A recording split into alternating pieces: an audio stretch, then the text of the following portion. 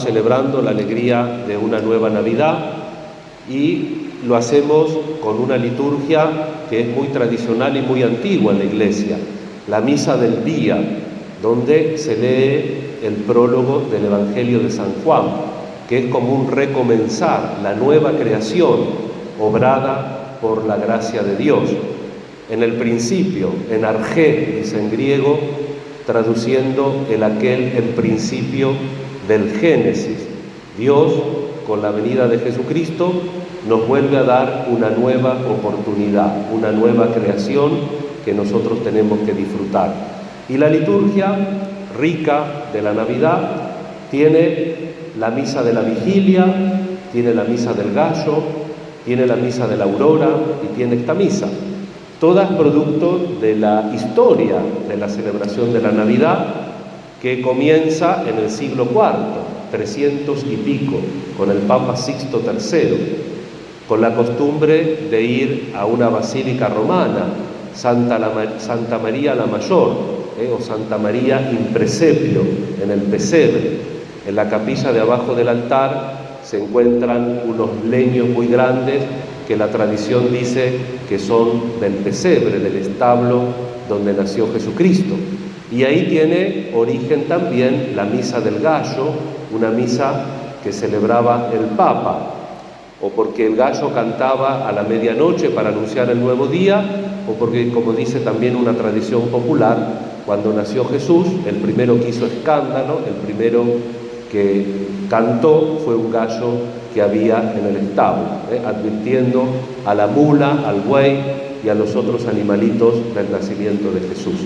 Esa misa la celebraba solamente el Papa y solamente él comulgaba. Después el Papa, con toda la corte pontificia, volvía al Vaticano y en el camino celebraba una misa en el Quirinale, porque en el día de hoy en Roma se celebra la memoria de una mártir, Anastasia.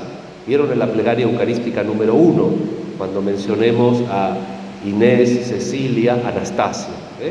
Esta santa tenía justo la memoria el día 25 de diciembre, hasta el año 1970, que cambió el misal que tenemos ahora. La misa de la aurora era con la memoria de San Anastasia.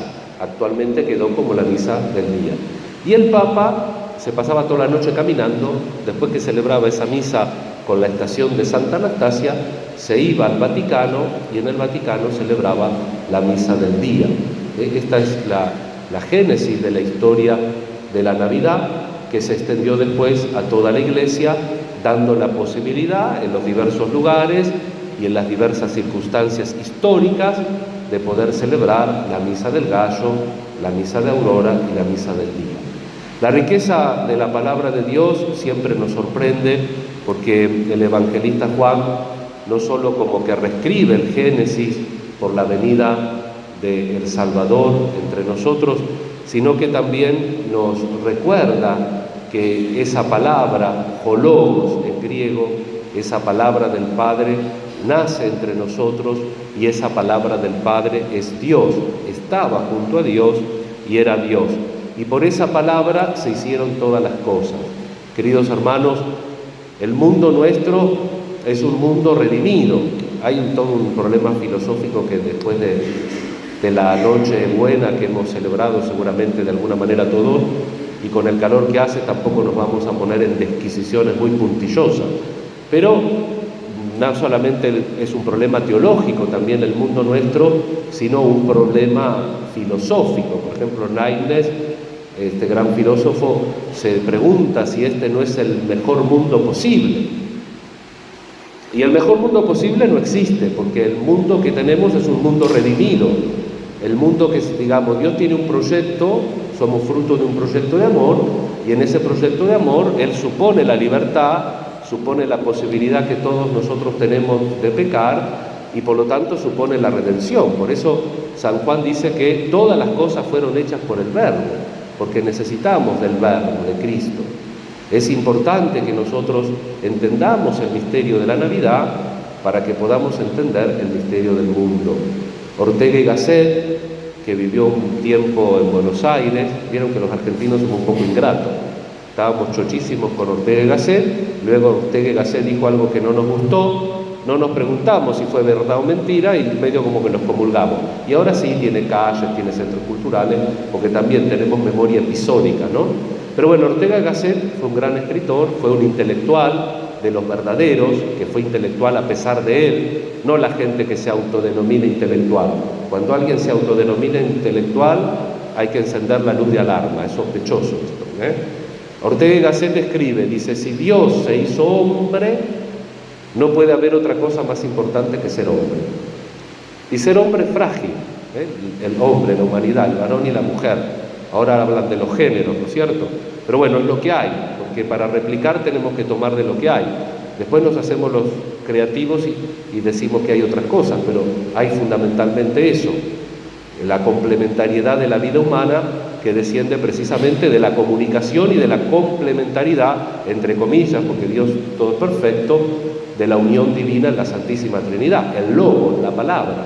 Es muy significativo esto porque naciendo Cristo en nuestro mundo quiere entrar en un diálogo con nosotros, no en un monólogo. Por eso se supone la libertad. ¿Por qué el mal en el mundo? Porque somos libres y porque le podemos decir que no a Dios. Si estuviésemos obligados a decirle que sí a Dios, ¿dónde está el diálogo?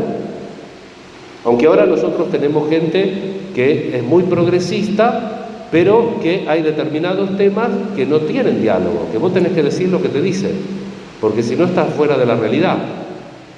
Ahora, si la Iglesia, por ejemplo, dice que no al aborto y que esto no es negociable, porque como no a la tortura, no, pero es que el aborto es seguro, terapéutico.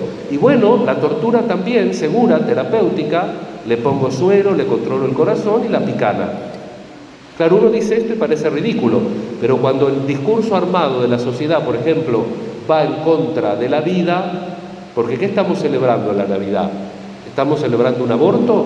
No, estamos celebrando una vida. Y la vida que le da sentido, por quien todo fue hecho. Pero como dice el prólogo, impropria venit et sui non receperunt. Vino a los propios, a los suyos, y los suyos no lo recibieron. Pero él sigue siendo, a pesar de eso, la luz, porque en él estaba la luz, en griego, phos, photos, en él estaba la luz.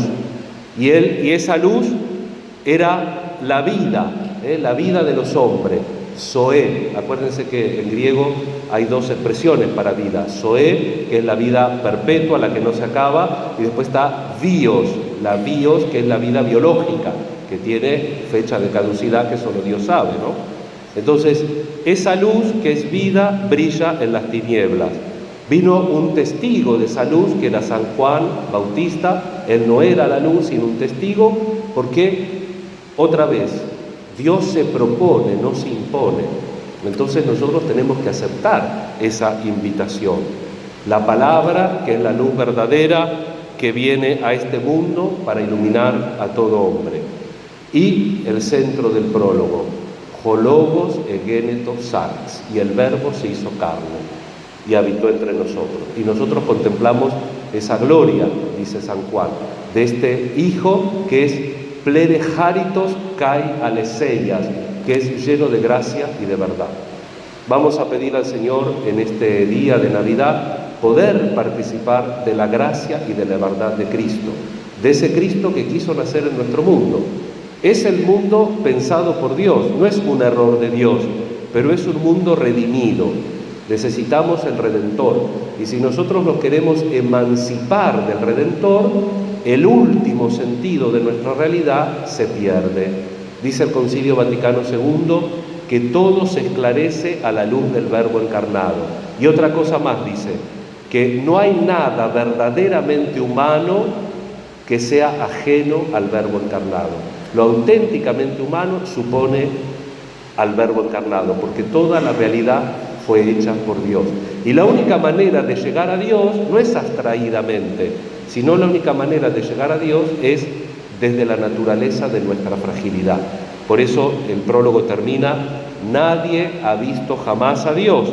El que lo ha revelado es el Hijo único de Dios, que está en el seno del Padre. En latín, la traducción de la Vulgata dice, ipse enenarrabit. Él mismo nos lo narró, nos lo contó. Cristo naciendo entre nosotros nos cuenta el proyecto del Padre.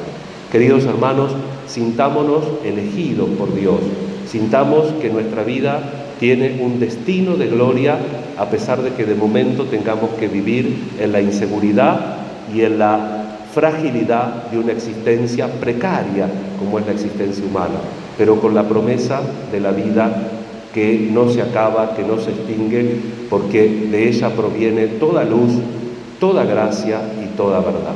Feliz Navidad para todos y sintamos esa cercanía del Padre y recordemos, como decía el Papa Francisco esta mañana en la bendición Urbi et Orbi, que el secreto de la Navidad es que Dios es Padre y por lo tanto todos somos hermanos. Tratémonos como hermanos, peleemos un poco, pero a fin de cuentas siempre los hermanos se sostienen y se acompañan. Que así sea.